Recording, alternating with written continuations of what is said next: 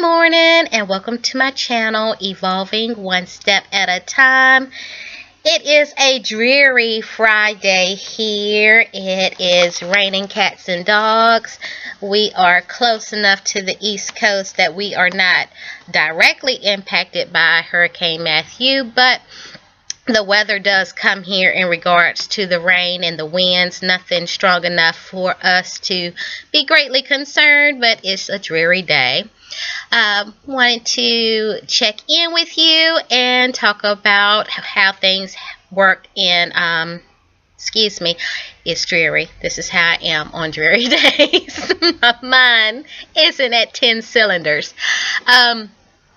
Talk to you about my September and how things went with my budget, and discuss my October goals. It's a little bit behind schedule.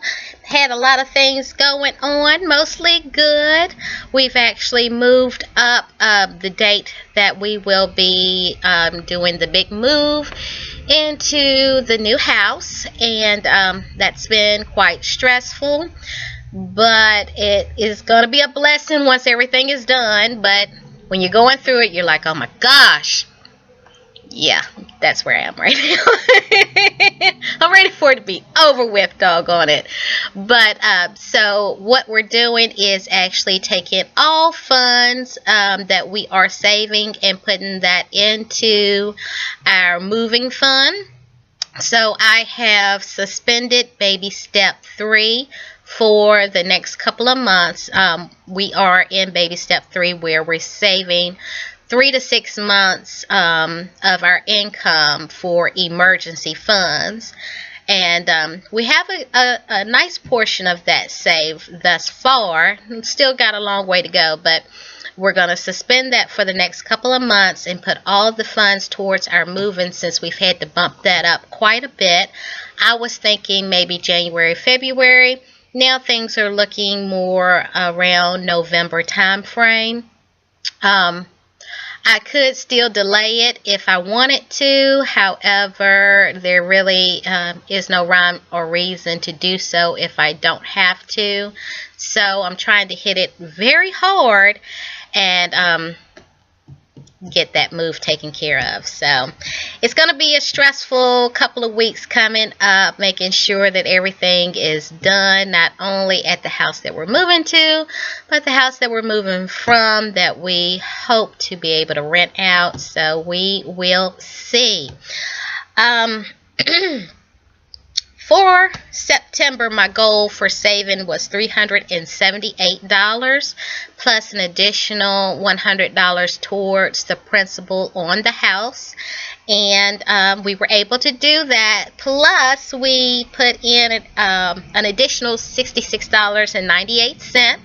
Now, that might not seem like much, but when you're talking about we are working on about a $20,000 a year income that I am responsible for, that's the money that comes into the household that I'm able to put into different categories.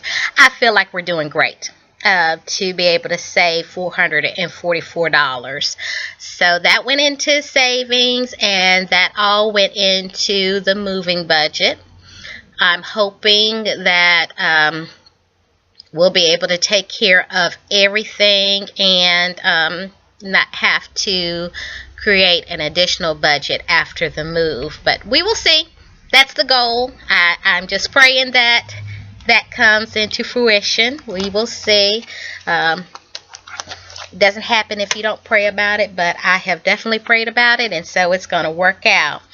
For October, my goal is to save $323. Hopefully, we will be able to save more than that by shedding a couple of dollars off here and there of my line item budgeted items, such as groceries, household, things like that. Of course, you have some things that are definite regardless of what you do. Your mortgage is going to be the same amount, so not much wiggle room there. But the things that I do have control over, I definitely will scrutinize and save as much as possible while keeping my sanity. and also pay an told you Friday, dreary. Pay an extra $100 on the house. Now, if we are getting to the point where it's time to move and things are close, but I don't have all the money together just yet for the move, then I'm going to also suspend the additional principal payment on the house.